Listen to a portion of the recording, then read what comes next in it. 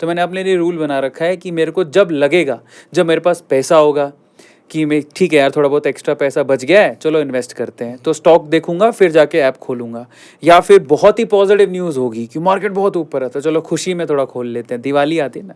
या फिर कभी क्रैश कर गया तो फिर खरीदने के लिए खोलता हूँ, अदरवाइज मैं अपने पोर्टफोलियो कभी नहीं खोलता। ये मैंने अपने लिए रूल बना रखा ये है। बहुत बढ़िया रूल है। अब इसमें मैं अगर आपको कुछ बता दूं तो वो आपका अलार्म सिस्टम बन सकता है। ओके। क्या बन सकता है? जैसे मैंने आपको बताया 3rd year of the decade से लेके 7th या 8th तक भागता तो है, लेकिन हाँ। उसमें 4 करेक्शन इन जनरल तो आते हैं कम से कम, ओके।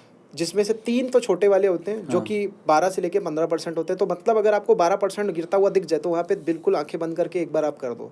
उसके बाद में अगर वही 12% वाला 33% में कन्वर्ट हो जाए, क्योंकि एक करेक्शन कम से कम 33% का भी होता है, ओके। तो 33% वाले में फिर आप दूसरा इन्वेस्टमेंट कर दो। तो ये क्या हुआ कि आपने उस जगह पे दोनों चीज़ों के फायदे उठा लिए। और 3 करेक्शन अगर ऐसे आए 12 से 15% वाले, तो 3 बार तो मैं ऐसे इन्वेस्ट कर लूँगा, एक ऐसे कर लूँगा, और मेरे को पता है पूरा बुल रन जाने वाला है तो मैं उसका पूरा फ़ायदा उठा लूँगा।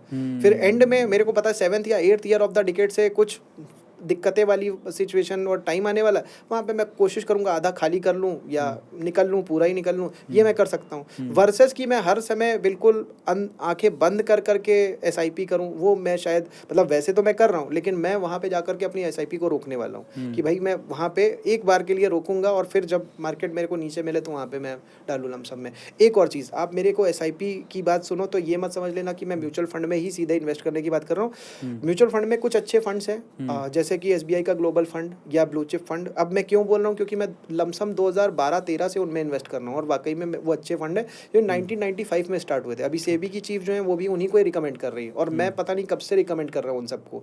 उसके बाद में अब मैंने SBI के फंड की बात कही। हाँ, एक और चीज़, मैंने किसी म्यूचुअल फंड का देखा था पेपर, उसमें वो FMCG का फंड था। उस FMCG के फंड में 41% तो ITC में ही लगाया हुआ था। तो भाई फंड में आप अगर इन्वेस्ट कर रहे हो तो भाई ये देखो कि आप ही की टोपी आपको तो नहीं पहनाई जा रही कि भाई 41% अगर उसी में वो इन्वेस्ट कर रहे हैं तो मैं ITC में डायरेक्ट इन्वेस्ट कर दूँ, मैं म्यूचुअल फंड में क्यों लगाऊँ? और अगर सारे म्यूचुअल फंडों को आप इन जनरल देखो जाके, सबका पोर्टफोलियो का कम से कम या इन जनरल 10% अगर रिलायंस इंडस्ट्रीज़ में, या सबसे बड़ा पार्ट रिलायंस इंडस्ट्रीज में लगा हुआ, तो मैं रिलायंस इंडस्ट्रीज को अपने पोर्टफोलियो में भी क्यों ना रखूं?